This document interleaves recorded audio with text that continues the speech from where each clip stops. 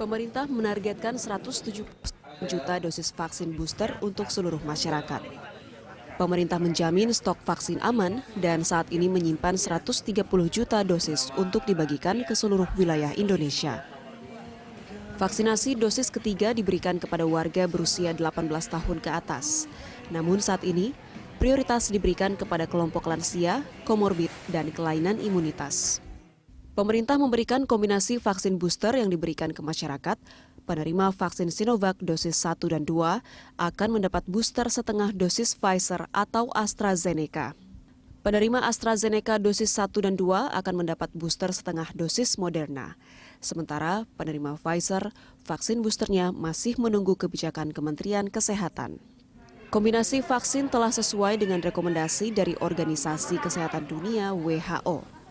Vaksinasi booster dapat diberikan secara homolog, yakni jenis vaksin yang sama pada dosis ketiga, atau heterolog, yakni vaksin ketiga memiliki jenis yang berbeda dengan vaksin dosis 1 dan 2. Meski sudah divaksin, masyarakat tetap wajib menerapkan protokol kesehatan.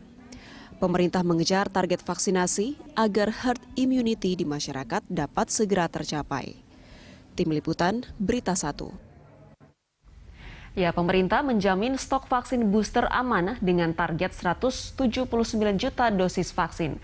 Vaksinasi dosis ketiga diberikan kepada warga berusia 18 tahun ke atas. Namun saat ini prioritas diberikan kepada kelompok lansia, komorbid, dan kelainan imunitas. Meski sudah divaksin, masyarakat tetap wajib menerapkan protokol kesehatan. Target vaksinasi terus dikejar agar herd immunity di masyarakat dapat segera tercapai. Selanjutnya, bagaimana pemerintah dapat mempercepat pemberian vaksin booster di masyarakat? Apakah masyarakat umum bisa mendapatkan vaksin booster secara berbayar? Untuk membahas hal itu telah bergabung bersama kami juru bicara vaksinasi COVID-19 yang masih coba kita terus hubungi, Ibu Siti Nadia Tarmizi, dan juga Dewan Pakar Ikatan Ahli Kesehatan Masyarakat Indonesia atau IAKMI, Pak Hermawan Saputra. Halo, selamat siang Pak Hermawan. Selamat siang Bang Gita, selamat siang pemirsa Berita 1 TV. Baik, terima kasih sudah meluangkan waktu bergabung bersama kami siang ini Pak Hermawan. Pak Hermawan, kita lihat ini vaksinasi booster kepada kelompok prioritas sudah dilakukan sejak Rabu tanggal 12 lalu. Nah, sejauh ini bagaimana Anda melihat mekanisme pemberian vaksinasi booster ini kepada kelompok prioritas? Kalau kita lihat suasana di DKI Jakarta dan sekitarnya, tentu saja memang ada persiapan yang lebih awal. Jauh sebelum tanggal 12 Januari sudah memang diwacanakan, maka itu dipersiapkan dengan baik. Namun demikian, masih ditemukan beberapa segmen masyarakat yang memang prioritas untuk booster ini, terutama lansia, mereka yang dengan komorbid dan juga faktor autoimun, itu belum sepenuhnya mendapatkan informasi yang betul-betul tepat terkait dengan waktu dan juga tempat pelaksanaan, sekaligus kapan sesungguhnya mereka itu bisa mendapatkan dengan tepat waktu juga. Karena ada personal awareness yang harus kita tekankan, di mana setiap orang sadar dan tahu kapan sesungguhnya dia bisa mendapatkan dosis ketiga atau booster ini. Kalau kita lihatkan secara waktu, paling tidak 6 bulan setelah mendapatkan suntikan dosis kedua, kemudian juga berkaitan dengan akses informasi di puskesmas mana atau di tempat vaksin mana mereka terdaftar, karena dengan adanya perbedaan platform vaksin, itu juga akan menyebabkan perbedaan. Boleh jadi tempat mereka menerima vaksin yang tidak selalu sama dengan dosis kedua sebelumnya. Dengan demikian, ada informasi yang harus didapatkan dengan tepat, sehingga juga tepat waktu dan tepat tempat untuk penerimaan ini yang harus terus kita optimalkan. Dan ini di tahap awal beberapa hari kemarin, ini masih terjadi beberapa yang belum tersebar dengan baik informasinya. Namun demikian, untuk DKI Jakarta dan sekitarnya sesungguhnya sudah memang mempersiapkan lebih baik dari awal. Baik, artinya kita bersyukur saat ini berjalan lancar meskipun ada catatan ya Pak yang perlu diperbaiki, yaitu untuk pemberian informasi kepada masyarakat yang saat ini sedang menunggu giliran untuk didapatkan vaksinasi booster. Nah, saat ini kita sudah tergabung dengan Ibu Siti. Halo Ibu Siti, selamat siang, apa kabar? Selamat siang, apa kabar? Selamat siang, Mas Hermawan. Selamat siang Bu Nadia. Baik, nah Ibu Nadia, ini vaksinasi booster untuk kelompok prioritas sudah berjalan sejak 12 Januari. Nah, untuk peruntukan kelompok prioritas ini ya, setelah tahapan pertama bagi kelompok prioritas, selanjutnya kelompok mana lagi yang akan mendapatkan vaksinasi booster dan akan seperti apa mekanismenya nanti? Iya, seperti kita ketahui vaksinasi booster ini kita peruntukkan untuk usia di atas 18 tahun ya. Memang kita ketahui bahwa lansia itu kan sejak pertengahan Februari sudah mendapatkan vaksinasi. Oleh karena itu kita memprioritaskan untuk para lansia ini mendapatkan terlebih dahulu dibandingkan kelompok umur lainnya. Jadi mungkin ini yang kenapa di awal ini khusus untuk lansia dan masyarakat rentan khususnya yang punya komorbid itu yang kita dahulukan. Tetapi juga cara kota sudah berjalan, masyarakat juga sudah tiket ya. Jadi ini juga sudah bisa mendapatkan vaksinasi. Tapi tetap prioritas kita adalah lansia dan masyarakat rentan. Setelah itu kepada seluruh masyarakat di atas usia 18 tahun. Oke, nah Bu Siti, ini kan Presiden sudah menginstruksikan bahwa pemberian vaksin booster ini digratiskan untuk masyarakat. Tapi apakah nanti akan ada kemungkinan vaksinasi booster ini bisa lewat skema berbayar? Dan apakah mungkin juga masyarakat nanti bisa memilih jenis vaksin booster yang akan dipilih dalam skema berbayar? Iya, jadi selain vaksinasi melalui program pemerintah, kita juga tetap menjalankan vaksinasi melalui program gotong royong ya, yang kemarin juga sudah kita lakukan ya. Artinya vaksinasi ini memungkinkan untuk masyarakat mengakses vaksin sesuai dengan kebutuhannya, tetapi ini tentunya masih dalam proses ya, karena kita tahu vaksin yang digunakan di dalam vaksinasi gotong royong itu harus ada bedanya. Jadi seperti misalnya vaksin tersebut kalau kita bicara mungkin mereknya sama, maka kemasannya harus berbeda. Atau sama sekali kita tahu seperti Pfizer, itu mereka hanya saat ini karena kapasitas produksi mereka terbatas, mereka hanya mampu untuk memenuhi kebutuhan program pemerintah. Oke, jadi masih akan dibicarakan mungkin ya Bu untuk vaksinasi booster ini, apakah nanti akan ada juga dalam program gotong royong atau tidak ya Bu? Ya, betul. Jadi masih kita finalkan, terutama mengenai jenis vaksin yang bisa digunakan di dalam vaksinasi gotong royong ini. Oke, saya ingin ke Pak Hermawan. Pak Hermawan, kalau Anda melihat dari jenis vaksin yang sudah dipasangkan begitu, ada heterolog dan juga hemolog, dan untuk juga pemberiannya ke masyarakat, seperti apa Pak dari IAPMI menanggapinya?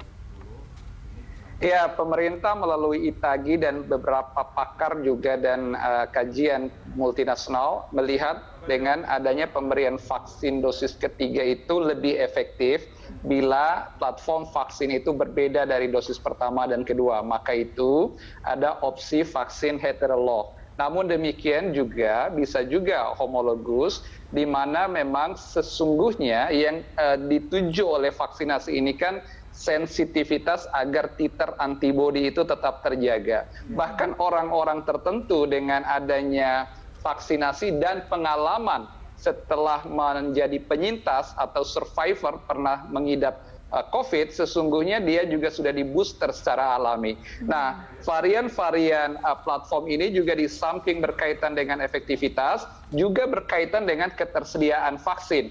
Tadi kalau ditanya apakah mungkin vaksinasi booster ini juga dilepas ke berbayar gitu ya, dengan mekanisme gotong royong seperti disampaikan Bu Nadia, itu kan bisa, tetapi kita dulu tahu bahwa program untuk vaksin gotong royong itu menggunakan Sinopharm, tetapi juga capaiannya cukup rendah sejauh ini, hanya 8,2%.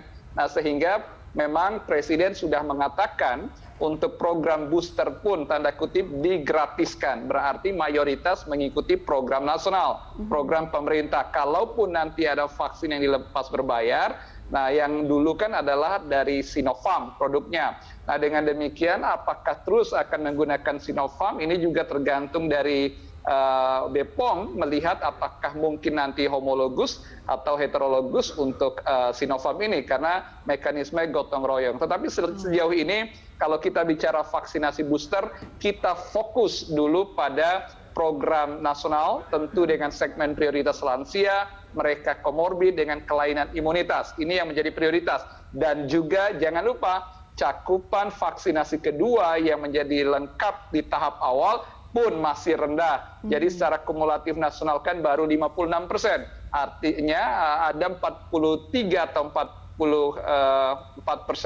orang yang belum mendapatkan vaksinasi lengkap dosis 1 dan 2. Oleh karenanya ini yang harus kita kejar, pun lansia demikian, remaja juga masih juga terbatas capaiannya. Jadi PR pemerintah memang untuk memperluas coverage vaksin 1-2 itu harus menjadi fokus utama ketimbang booster. Walaupun bila ada kesempatan untuk vaksin booster bagi orang dengan kesadaran pribadi yang baik tadi, bagi orang dengan memenuhi prioritas lansia, komorbid, dan tahu kapan harus divaksin, maka jangan lewatkan juga kesempatan. Toh pemerintah juga sudah menggratiskan untuk hal itu. Baik, masih ada PR yang harus difokuskan terlebih dahulu ya Pak, yaitu menyelesaikan vaksinasi tahap kedua dan juga tentunya menyelesaikan vaksinasi booster untuk kelompok prioritas sebelum kita bicara yang lebih lanjut lagi. Nah, kita akan bahas ini di segmen kedua usai jeda. Pemirsa jangan kemana-mana, Lunch Talk akan segera kembali. Ya, pemirsa, pemerintah memulai program vaksinasi booster COVID-19 untuk masyarakat umum dengan lansia sebagai kelompok prioritas. Masyarakat diharapkan tidak memilih vaksin dan petugas puskesmas nantinya akan menentukan berdasarkan ketersediaan dan riwayat vaksinasi sebelumnya.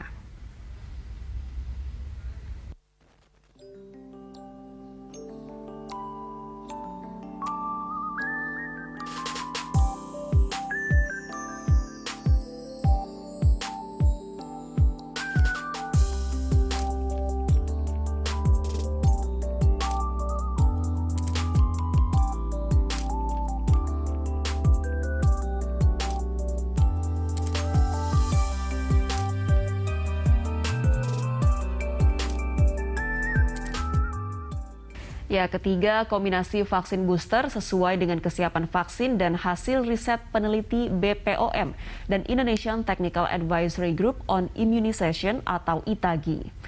Sementara lebih dari 118 juta orang telah mendapat vaksinasi dosis kedua dan lebih dari 1,3 juta orang telah mendapat vaksin dosis ketiga.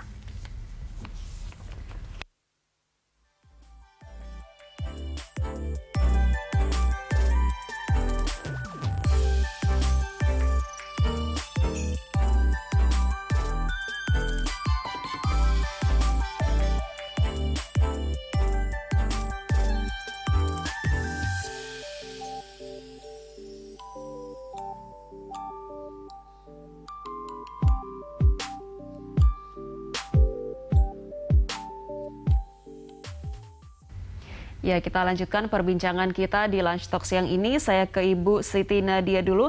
Ibu Siti, hingga saat ini sudah lebih dari 173 juta warga yang sudah menerima vaksinasi dosis 1 dan juga vaksinasi dosis 2 hingga 118 juta warga. Sementara untuk vaksin dosis ketiga ini sudah ada 1,3 juta warga. Nah, bagaimana langkah pemerintah untuk melakukan sosialisasi agar para masyarakat ini, khususnya saat ini kelompok prioritas, mau untuk mengikuti vaksinasi booster? Ya, baik, kita sepertinya mengalami gangguan. Oke, Ibu Siti sudah bergabung kembali, silakan Bu.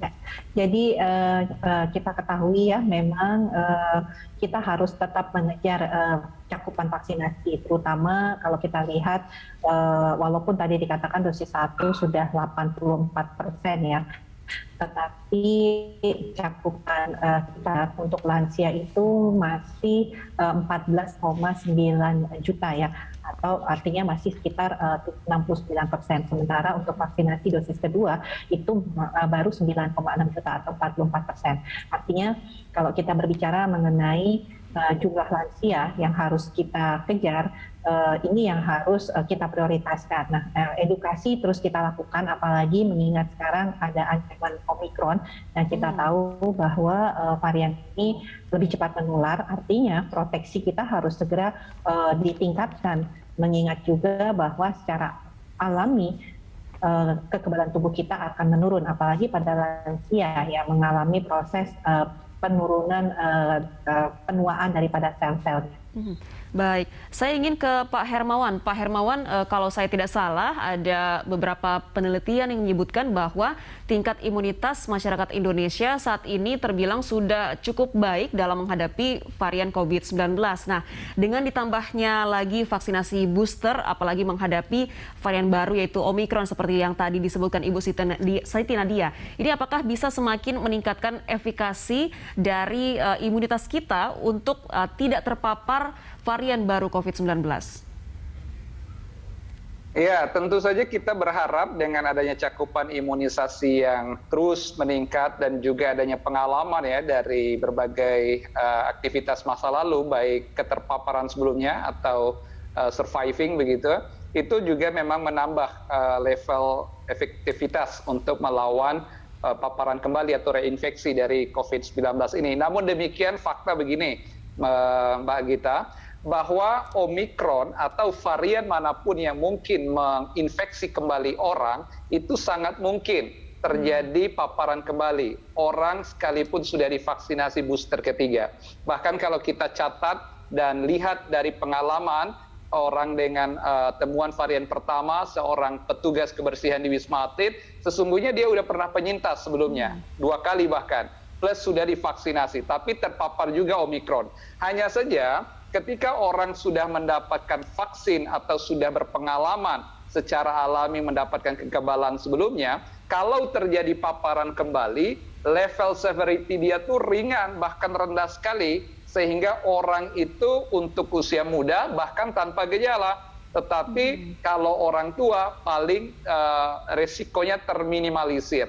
Ini yang akan menyelamatkan nyawa. Karena kita belajar dari pengalaman kita ketika badai Delta di bulan Juni dan Juli, laju kematian atau mortality rate kita itu tinggi sekali. Bahkan kumulatif sekarang kan tercatat kurang lebih 146.000 orang meninggal karena COVID. Kalau saja semua orang tercover untuk vaksinasi dosis kedua saja dulu. Jadi kita anggap vaksinasi dosis kedua itu adalah vaksinasi lengkap dasar untuk COVID-19. Nah, booster ini peruntukannya lebih ke menjaga level proteksi atau antibodi kita dalam kondisi yang fit untuk stimulan kembali ketika menghadapi reinfeksi oleh berbagai varian COVID yang mungkin muncul di kemudian hari termasuk Omikron.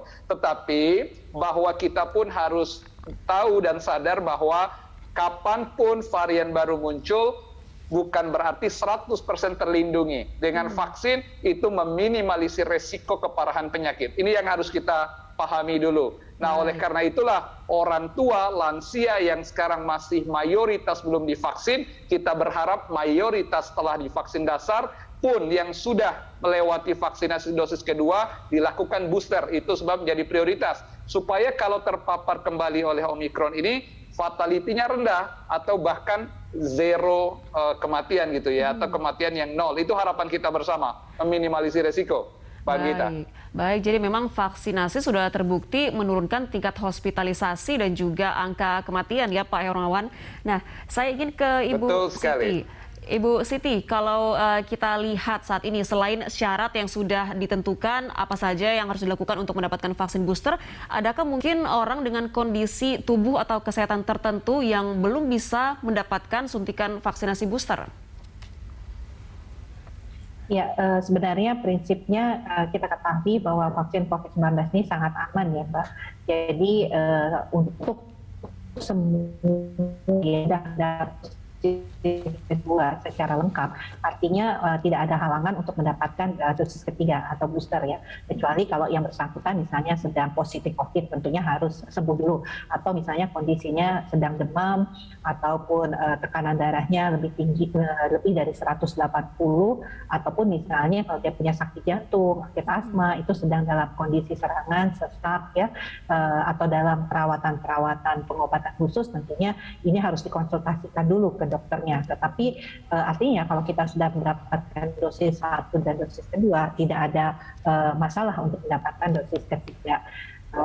Jadi artinya kita tahu bahwa vaksin ini sangat aman, baik untuk yang mempunyai komorbid, dan justru malah yang punya komorbid tadi ini harus segera mendapatkan vaksinasi ini. Baik, nah tadi di segmen pertama terkait dengan mekanisme pemberian vaksinasi, Pak Hermawan juga sempat memberikan catatan terkait informasi yang didapatkan oleh para lansia untuk mendapatkan jadwal vaksinasi ini mungkin bisa dibilang masih kurang, Bu. Pasalnya masih ada lansia yang belum bisa mendapatkan e-vaksin atau e-tiket vaksin ketiga. Nah ini bagaimana evaluasi ataupun perbaikan yang akan dilakukan agar nantinya masyarakat sudah bisa mengakses dengan mudah informasi kapan dan di mana mereka akan mendapatkan vaksinasi booster?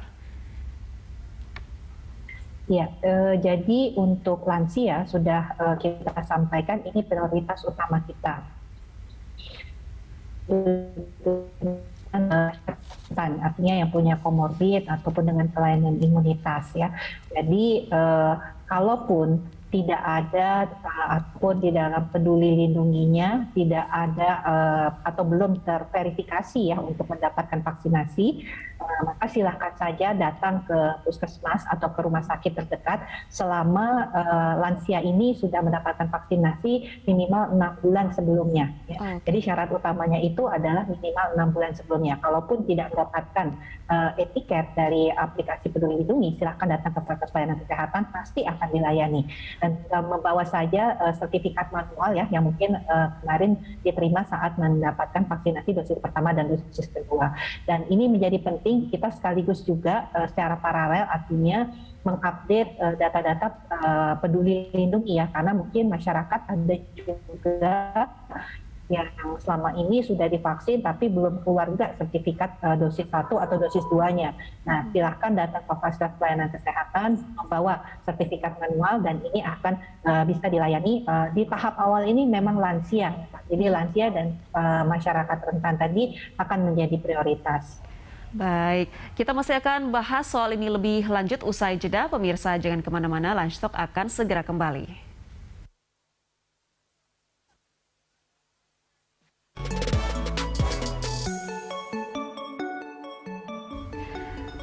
Terima kasih Anda masih bersama kami. Kita lanjutkan perbincangan kita di segmen terakhir Lunch Talk masih bersama dengan juru bicara vaksinasi COVID-19 Kementerian Kesehatan, Ibu Siti Nadia Tarmizi, dan juga Dewan Pakar Ikatan Ahli Kesehatan Masyarakat Indonesia, Pak Hermawan Saputra. Saya ke Pak Hermawan dulu. Pak Hermawan, dari proses vaksinasi baik itu untuk dosis 1, dosis kedua dan juga vaksinasi booster yang sekarang sedang dijalankan, catatan apa saja yang perlu kita perhatikan dan mungkin harus dilakukan di kemudian hari agar jangkauan vaksinasi ini semakin merata ke masyarakat? Silakan Pak Hermawan sekaligus menjadi closing statement dari Anda.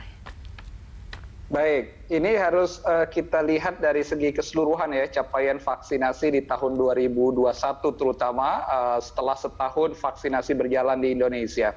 Pertama dulu sekali kita bagus ketika menetapkan vaksinasi itu memiliki segmen. Mulai dari tenaga kesehatan yang paling awal, kemudian juga pekerja publik, orang-orang dengan pekerjaan yang memang ada di garda terdepan penanganan COVID, kemudian juga termasuk lansia di tahapan awal. Tahap berikutnya adalah masyarakat umum, remaja, dan bahkan anak-anak di saat ini. Tetapi ketika ini ditetapkan, di lapangan itu model vaksinasi kita dilakukan secara sporadis. Kenapa? Karena pada akhirnya kita mengejar kuantiti tetapi cenderung mengabaikan segmen prioritas.